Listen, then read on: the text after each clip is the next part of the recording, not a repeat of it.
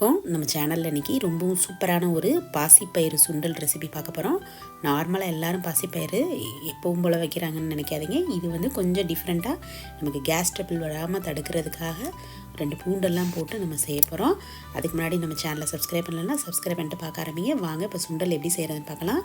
ஒரு 4 டம்ளர் தண்ணி, அதை வந்து நல்லா காய வச்சிடலாம்.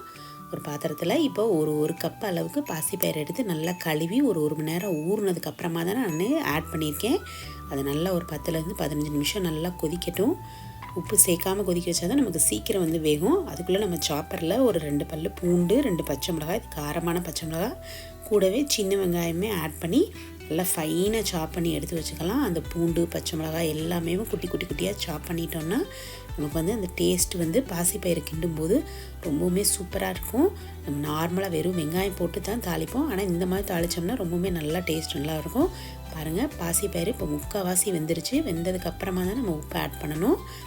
இப்போ கூடவே ஒரு 5 நிமிஷம் ஆயிடுச்சு. உப்புமே நல்லா நமக்கு கரெக்டாக இருக்கும்.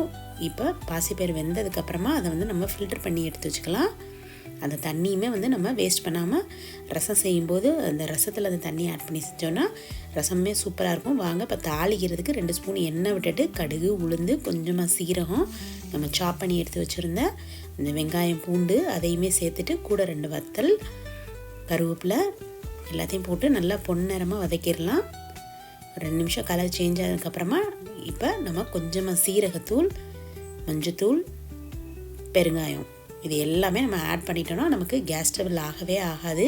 ஈவினிங் ஸ்நாக்ஸ்க்குமேவும் பசங்களுக்கு வந்து ஃப்ளேவர் வந்து இது கொஞ்சம் வித்தியாசமாக இருக்கும் நம்ம சாப்பிடும்போது.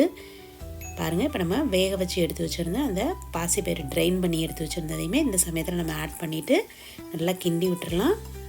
நம்ம பாத்திரத்தில் வச்சதுனால நமக்கு பாசிப்பயிறு வந்து குலையாமல் வந்துருச்சு.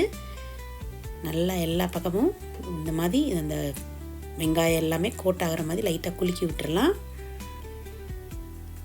நம்ம இப்படியே கூட சாப்பிட்லாம். உப்பு லைட்டாக பார்த்தனால நான் அதனால் இந்த சமயத்தில் ஆட் பண்ணிக்கிறேன். இதில் நீங்கள் தேங்காய் பூ போட்டு கூட நம்ம வந்து சாப்பிட்லாம். அப்படி இல்லைன்னா பசங்களுக்கு கொடுக்கல கொஞ்சமாக ஃப்ரெஷ்ஷாக குட்டியாக நான் பெரிய வெங்காயமும் கேரட்டும் துருவி வச்சுருக்கேன். அதையுமே ஆட் பண்ணிவிட்டு ஃபைனலாக கண்டிப்பாக மல்லித்தலை ஆட் பண்ணுங்கள். அப்போ தான் டேஸ்ட் வந்து நமக்கு சூப்பராக இருக்கும். போட்டு அப்படியே கிண்டி சுட சாப்பிட்றணும்.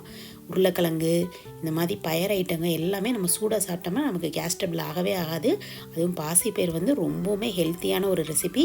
பசங்களுக்கு ஈவினிங் வந்து இந்த மாதிரி ஒரு ஸ்நாக்ஸ் செஞ்சு கொடுங்க. இல்லை ஸ்கூலுக்கு கூட நம்ம வந்து கொடுத்து விடலாம் அவங்களுக்கு ஸ்நாக் டைமில் சாப்பிட்றதுக்கு.